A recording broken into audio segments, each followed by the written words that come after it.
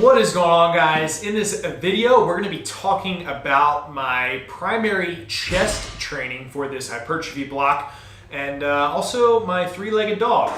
Zeke, come here. Come here, bud. Come here. Ugh.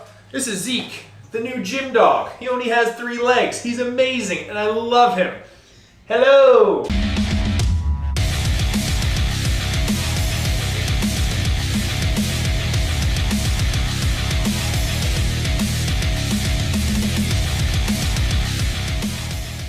What is going on, guys? Coach O here at the Lion's Den, located in Colmar, PA. If you are new to the channel, make sure you give the video a thumbs up, you subscribe, and check out everything else we have to offer. So for those of you that have been along this journey, I've been doing hypertrophy training for the last, couple months here, but I've really dove in the last several weeks, everything I have into it. So my primary goal is to get to the lowest body weight and body fat percentage that I've been at. So I'm trying to get to about 230 pounds progressively, just nice and steady downward, and then from there maintain and then start gradually putting on mass. This is just a necessary process for me to hit the goals that I have planned for the future. It's going to take some time, but I'm excited to document everything.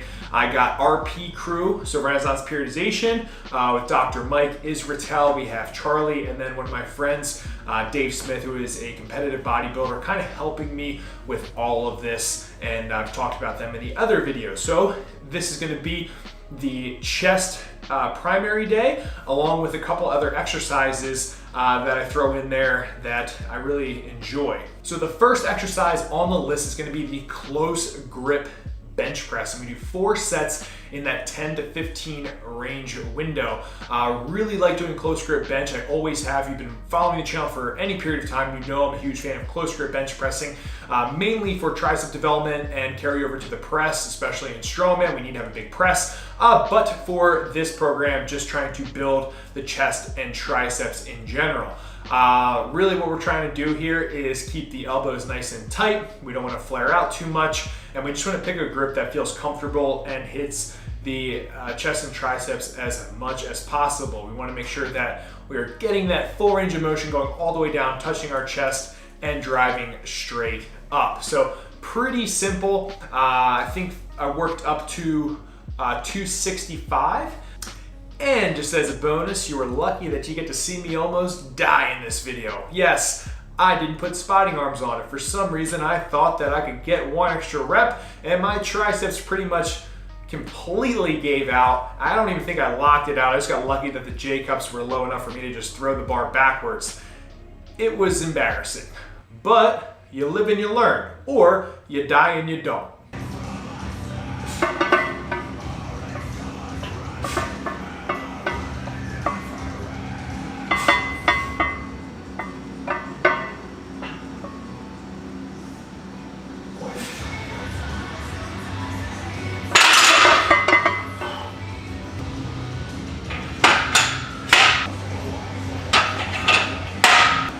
Just when you think you're there, there's always someone or something that's gonna make sure that you know you're not. Moving on to the next movement, if our triceps and chest weren't already fried, we have a skull crusher to close grip bench superset. So this is gonna be for 3 sets, anywhere to that 10 to 15 rep window. Now with these skull crushers, for me, I like to just go down and touch my skull. Sometimes people like to go back and touch the bench, or maybe they go a little bit past the bench. It's totally up to you, but for me, just kind of setting a standard range of motion to touching my skull every time, it's just been something that has been working well. It also helps me with my elbows and my wrists. So do whatever works for you, but as long as you're following some sort of similar format to a skull crusher, or heck, maybe even similar to a JM press, you're gonna accomplish the same stimulus that we're looking for here. Now, once we get to the proper fatigue, we are gonna bring our hands in closer and turn it right into a close grip bench for as many reps as possible. And it just gets gnarly. It gets brutal. You're contemplating life in all its existence, and it's just a different type of burn. Like, there's a burn you get basically in your soul, and that's from doing heavy compound lifts. When you do hypertrophy, you get a burn so bad that it's like you can't do anything, but you just want to run and scream, and then it feels like there's a stick of dynamite inside that's blowing up consistently, but there ain't nothing you can do about it. Okay, now that we have just finished up obliterating our chest and our triceps, it's time to put a little bit of focus into the biceps. So we're gonna do incline alternating dumbbell curls. Super simple, super effective. Biggest thing that I can say here is you want to get full range of motion. So we're kind of taking out any body momentum here because we are against a bench. So we're gonna isolate those biceps as much as possible. And we wanna make sure at the bottom, we open our arm up all the way. And at the top, we are just getting that peak contraction. So we're gonna hit this bad boy for 4 sets, 10 to 15 reps per arm, and it is gonna get you pumped up like a balloon. And you may fly off into outer space because your arms are just so full of blood that you're gonna levitate, because it makes sense, right? Last one, it's gonna sound as miserable as it feels, and it's gonna be a dumbbell. I guess it would be a superset, giant set, I don't know, it sucks. And basically what you're gonna do is you're gonna pick a pair of dumbbells you're gonna stick with for each of these exercises. And the first thing you're gonna do is gonna be bent over rear delt flies. Okay, and we're doing these bent over rear delt flies. We're using no momentum from the body.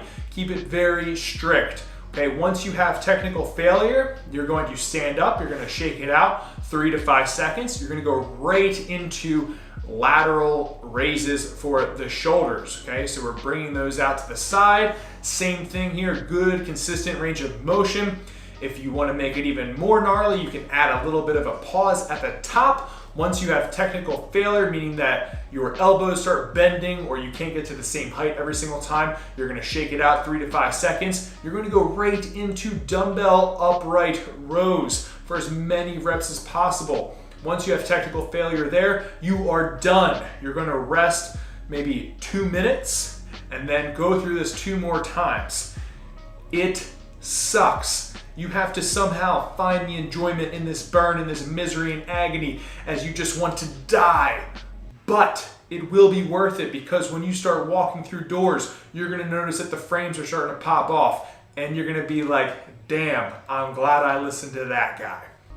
So that is pretty much the gist of this workout. It is pretty solid over around. We're getting a little bit of full body in this bad boy. Lots of blood flow, lots of pump action, and feeling good. So if you guys like this video, make sure you give it a thumbs up, subscribe to the channel, hit the notification bell, comment down below. That means a lot. We also have a private Facebook group called the Iron Lions, where I go more in depth with the workouts that I'm doing. We do a lot of free form checks, articles, critiques, you name it. It's a great community for like-minded individuals. I encourage you guys to go check that out and become a part of that. It is growing and it's full of people that are just looking to help and get better in their strength journey. So that would be cool if you check that out as well. But until then, guys, stay a lean, mean strength machine.